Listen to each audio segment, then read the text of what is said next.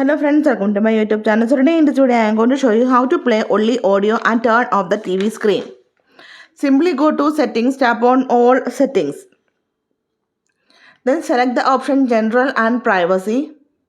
Then here you can see the option accessibility, the first option. Select this one.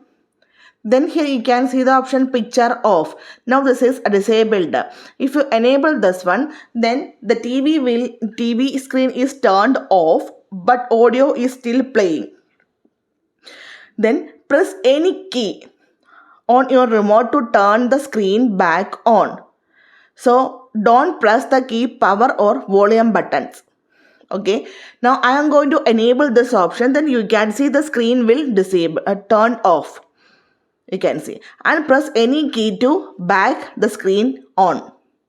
So simply in this way we can play only audio and turn off TV screen.